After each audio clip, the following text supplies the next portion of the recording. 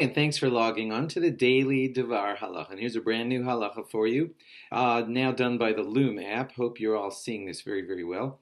This halacha is for Tuesday, the 21st day of April, the 27th day of Nissan. I wanted to continue on in just one or two more halachas about things that we do during Sfiras Omer to mark the sadness. No music. Okay, no music is one of the things that we do during Sfiras HaOmer, during the 33 days of sadness. Some people, like myself, are keeping these 33 days of sadness now, up until Lag BaOmer, so we will not be listening to any music. Then you get down to the specifics of, like, what kind of music. Certainly, the rabbis intended the main big, exciting musics, like going to concerts. Well, most of us are not going to concerts anyway now because of social distancing. So we're all not going to concerts. Okay.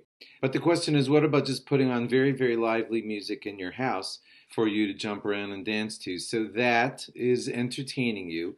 And that is the kind of music that the rabbis seem to have intended for us to be not listening to also. It's true, it's not live music. It's not a performance. It's not a concert. It's not where people were gathered together for entertainment. But according to a lot of rabbis of today, it was intended for all those forms of music, even music that you play like inside of your house, even though it's pre-recorded. The next question, of course, is what about a cappella music? A cappella music is just singing, very talented singing, so that there's a guy in the background going boom, boom, boom, boom, boom, boom, boom. And when he does that, it sounds like a bass line, and they got another guy doing beatboxing, and it sounds like he's playing the drums and everything. So the rabbis differ on that. A lot of rabbis that I'm hearing nowadays say that the a cappella music of today sounds so much like the real deal that you shouldn't listen to that either during Sfiras HaOmer. You may find your rabbi differs, but I'm just telling you that most of the rabbis I speak to say to try and stay away from a cappella music also, because after all, when you're listening to that kind of music, it's still giving you that same happy feeling, although technically it was done with voices only.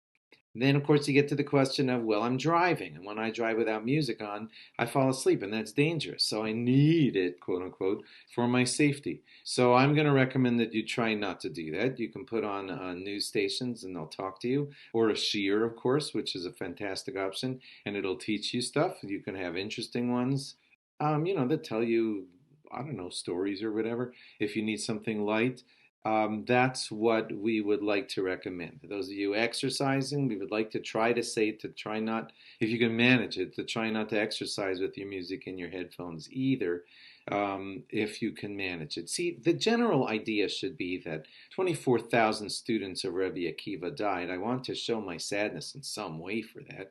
If I just continue on, well, this is allowed because it's a cappella, this is allowed because I'm driving, and this is allowed because I'm exercising, and this is allowed because it's pre-recorded, then how are you ever going to show that you're like marking the sadness in a music way of the passing of Rebbe Akiva students? How can you take 24,000 students and just say, doesn't mean anything to me?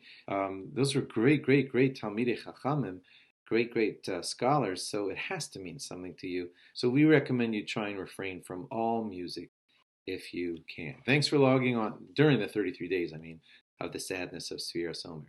Thanks for logging on. Log on again tomorrow for more. Bye bye.